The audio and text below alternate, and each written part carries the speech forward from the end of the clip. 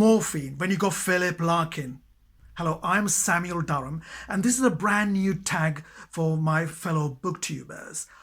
Now, any talk about literature could seem really pompous and pretentious when we start talking seriously about poetry.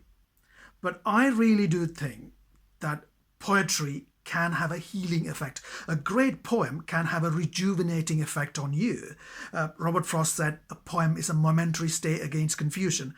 I think it can be a lot more than that. I think, most of us suffer from heartbreak, unrequited love, low self-esteem, depression, grief, and all these other painful emotions. These are something that Wordsworth might call ordinary sorrows, and for these we need remedies. And I really do think, again, at the risk of sounding pretentious, I think we can go to literature and find the right poem. Earlier in the year, an uncle that I knew since I was a child died, and I was asked to write and deliver a eulogy at a funeral. And I heard about this at midnight on a Saturday. I couldn't go to sleep, so I wrote the first draft of the eulogy, and it had a lot of Philip Larkin in it. And that's when I realized the power of literature, especially poetry, to comfort me. And I'm sure it might do the same to you. So the purpose of this tag video is that I have picked many different emotions that we all experienced. And it's about trying to find the right poem. I'm going to pick a poem that comforts me for certain emotions. And I want you to pick your favorite poem when it comes to that particular emotion. I want you to have fun with it, and more importantly, it's a good chance to really think about all the poetry that we know. And it's also a good opportunity to ask the question, what is the point of poetry? What is the point of literature in our busy lives? Grief. During times of grief or bereavement, what is that poem that really comforts you?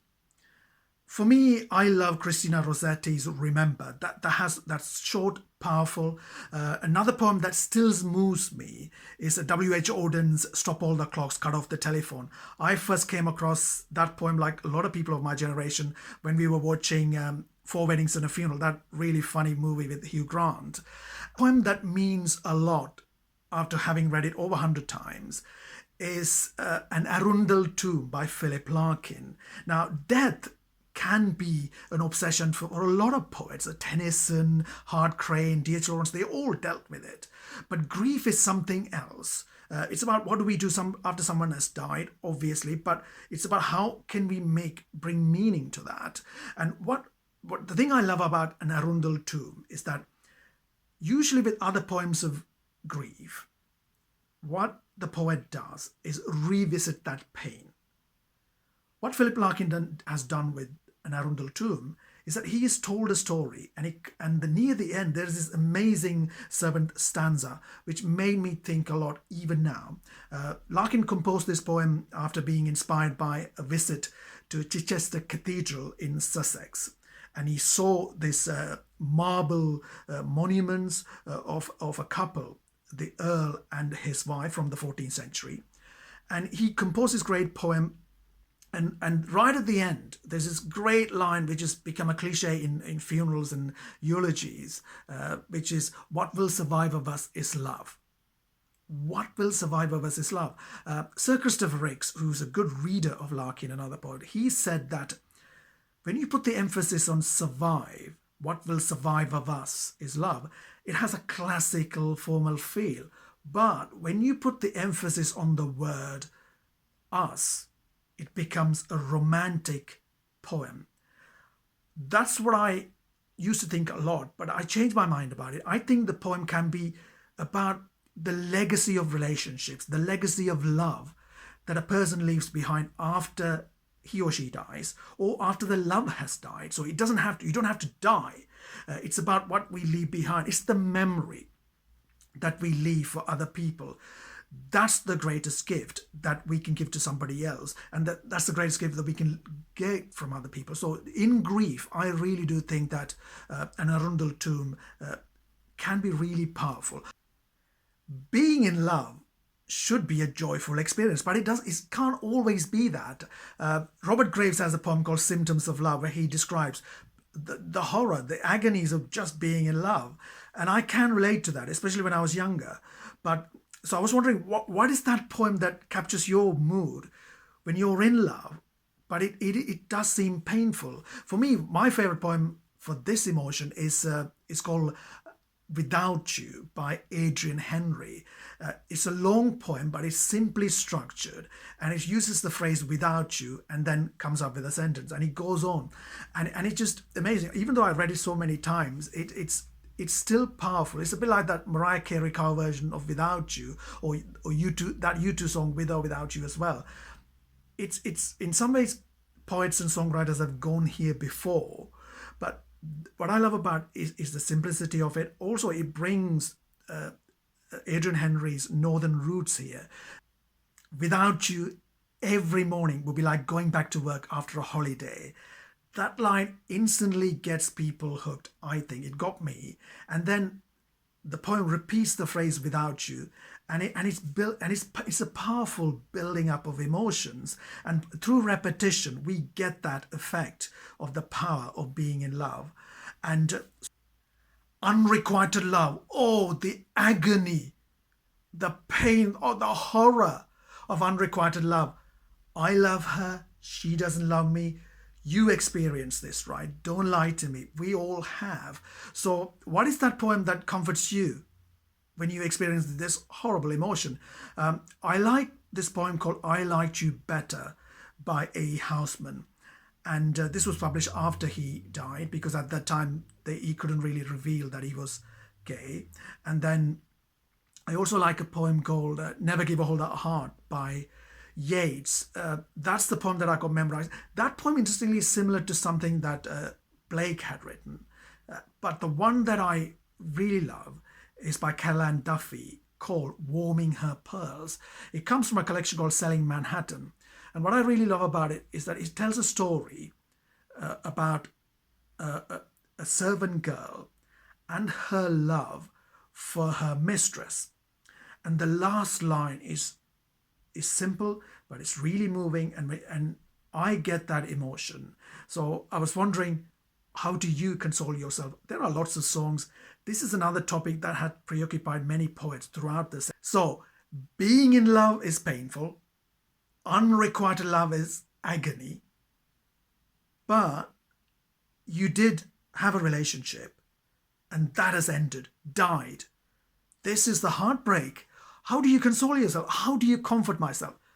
At the risk of sounding really sad, I still suffer from heartbreaks, and it can be horrible, horrible experiences, and it can take a long time. And there are lots of poems written on this subject. The one that means a lot to me now is Sonnet 147 from Shakespeare. And because it captures the darkness, when you're in that place of being heartbroken, you feel as though there are over 7 billion people in the world. But there's only one woman who would be good for me, right? And I can't get out of that mindset. And Shakespeare captures this emotion perfectly. There is a great phrase called desire is death. And the last line talks about the bleakness of it. And I think that Sonnet 147 gets me every time. It gets how I'm feeling when I'm heartbroken. So dysfunctional relationships, the agony, the horror of being in a dysfunctional relationship. I know many couples who've been married or in a long-term relationship for over 5 years, 10 years, 15 years. At the outset, they seem happy, but when you get to know them, there are a lot of problems, and they're not really happy, but they won't call an end to that relationship. And also, dysfunctional relationships there are many different types of these relationships. And most importantly, how do you endure those emotions when you're going through that phase? And I wonder what poem that you would go to comfort yourself, because love is difficult, as we discovered before with some of the other poems, but with relationships, you try so hard to make it work. Now, when I'm talking about, this is not just about romantic or sexual relationship, but it could also be about the relationship between you and your co-workers, or a business partner, a creative partner, or sometimes the relationship between a mother and a son, or father and a son, and so on. Most of us have been in dysfunctional relationships, although some of us might not like to admit to that fact. The one that I like is about a relationship between a child and the parent, and it comes from Philip Larkin, This Be the Worst.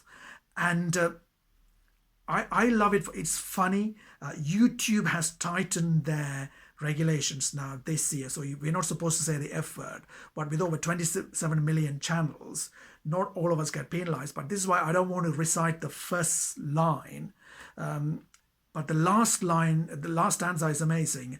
Man hands on misery to man, it deepens like a coastal shelf. Get out as early as you can and don't have any kids yourself. I came across this poem a long time ago, and I thought this might become an anthem for a lot of people.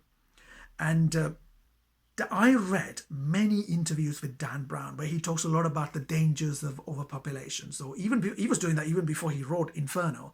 And if you read Inferno, is his thesis on the dangers of overpopulation. And I wonder if Larkin had read. I wonder if Dan Brown had read Philip Larkin, because it's an amazing poem.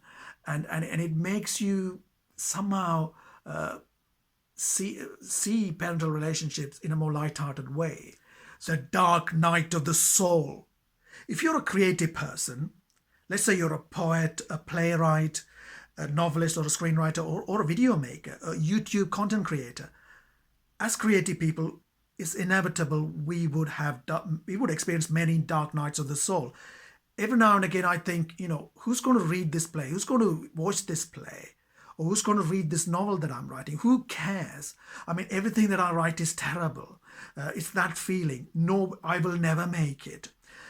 These are those moments, these dark nights of the soul. How do you get out of that? One of my favorite poems when it comes to this extreme emotion, is Sonnet 55 by Shakespeare. Not marble nor the gilded monuments of princes shall outlive this powerful rhyme. Shakespeare, even during his low moods, he had enough confidence to think, hold on a minute, this work can live for centuries. I think he really believed that. Sonnet 55 does have that effect on me. It makes me believe, no, it's worth fighting for. I have to just endure this darkness and self-doubts and anxieties and get the work finished. Robert Frost also has a phrase about, living to make sure that you finish the next line or something like that. But the poem that I really love for this particular type of crisis or agony, it comes from Dylan Thomas. It's called In My Craft or Sullen Art. In My Craft or Sullen Art by Dylan Thomas. In my craft or sullen art, exercised in the still night when only the moon rages and the lovers lie abed with all their griefs in their arms. I labour by singing light, not for the ambition or bread or the strut and trade of charms on the ivory stages, but for the common wages of their most secret heart. Not for the proud man apart from the raging moon I write on these spendthrift pages, not for the towering dead with their nightingales and psalms, but for the lovers, their arms round the griefs of the ages, who pay no praise or wages, no heed my craft or art. How do you endure a job that you hate, a job that's so stressful, the 9 to 5, the Monday to Friday, the rat race, the drudgery? How do you deal with that? This is a topic that has fascinated a lot of poets, especially in the 20th and 21st century. And you might have a job that you hate. How do you cope with it? Right? Or you might be doing something that you really don't want to do, the conventional life. I came across this poem by Philip Larkin called Sells the Man. And I just didn't want to do a 9-to-5 job. I just didn't want to have that conventional lifestyle. I wanted to earn a living just like everybody else by writing. That wasn't possible at the time, but I was dreaming about it. And I had a day job and I hated it. The usual. getting up in the morning, going and all that. I didn't want that conventional lifestyle. And that's when I had the comfort of Philip Larkin Self's The Man. In this poem, the speaker compares himself to a character called Arnold. And Arnold is living just a regular conventional life. He's got a wife, kid, but the speakers think that he's the one who's got the worst deal. And I understand what he means, because I know a lot of men of my generation who are married or who have got kids, and the burden and responsibilities that they have are enormous. And this poem really captures the role of the artist, the responsibility an artist has compared to someone who just wants to pursue a regular life. And this in many ways rationalized my choice to stubbornly pursue a life when I don't want that conventional lifestyle. And I love that ending right at the end. The message is that the key is to know what you can tolerate. It's about the pain that you can cope. It's the pains that you can endure. That's in some ways is a good way to measure your happiness. And I think Self's The Man by Philip Larkin captures it. Larkin, interestingly, stayed in the same job for his entire lifetime. He was a librarian in many different places, but his longest spell was at the University of Hull. And he held that day job, I think, for over 20 years. So he knew that the differences between pursuing an ordinary life and the artist life. But interestingly, he had that 9 to 5, Monday to Friday job. Loss. How do you cope with loss? I'm not talking about grief or bereavement. This is more about what Wordsworth would call ordinary sorrows. Every now and again we lose things. It could be car keys, house keys. I don't, but I'm sure you might do. I'm quite obsessed about making sure I never lose my keys. But we all lose other things, books, and so on. How do you deal with that? These general ordinary sorrows. Diane Athill, the great editor, in her memoir, Stet, she talks about working with Jean Rhys, the novelist. And Jean Rhys is someone who will have a breakdown as soon as something ordinary goes wrong in her life.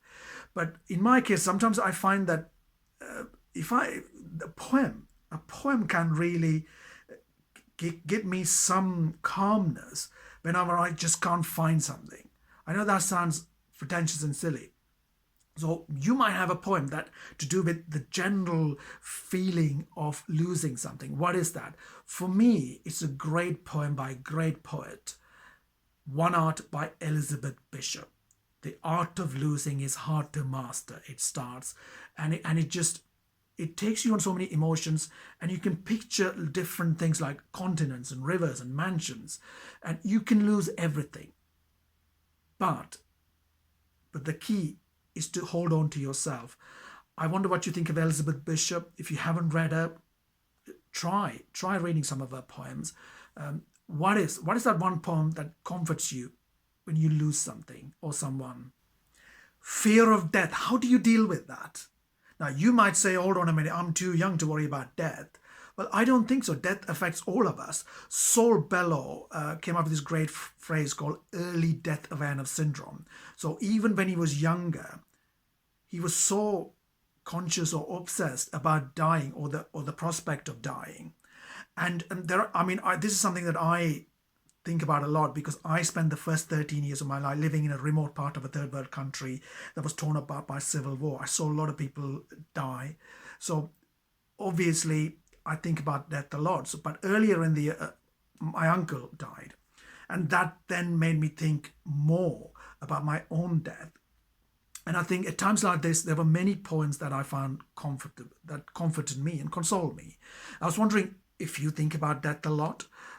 It's inevitable. It will affect all of us, obviously. So which is that poem that comforts you? John Updike, just before he died in 2009, he wrote a lot of poems to do with death. There was one poem called Perfection Wasted. And Harold Pinter also, near the end of his life, wrote a lot of poems. A lot of them touched on death, and they're interesting as well. the one I love most is quite short, which is comes from Hamlet, where Hamlet says, "The readiness is all." That's all you can. You can be ready. You just have to be ready for it when it comes.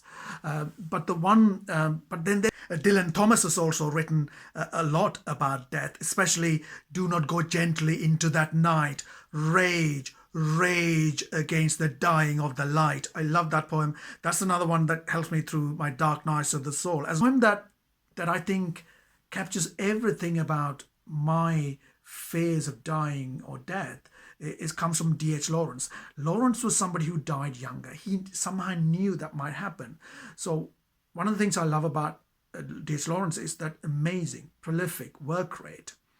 And I guess he too suffered from something called the early death awareness syndrome. And in this poem, The Ship of Death, he talks about accepting the reality, which is that every day we are dying a little. We are getting closer and closer to our grave. And the moment you accept that, you become your true authentic self. You can flower as a person. That's what I got out of it. And I, at the risk of sounding again like someone who does self-development too much, and I do that, is that the key is to make the most of this moment, because the ship of death, right, it's going to be there for all of us. Make the most of this moment. We can't avoid it. The great oblivion, right? So that's my poem. What's yours? Rejection. Oh, the agony, the horror. I'm not just talking about romantic rejections, but also about rejections in a professional environment. For example, as a playwright, my first play was rejected. It was called Endgame Show. I know it's a pretentious title, a nod to Beckett. You can understand why it got rejected. But then the others were successful. But I have got other things that get rejected. And so that's painful.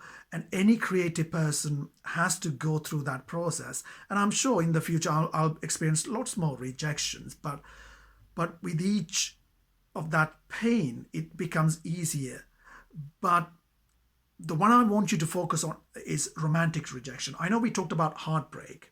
A lot of poets talk about it, but who's really focuses on rejection?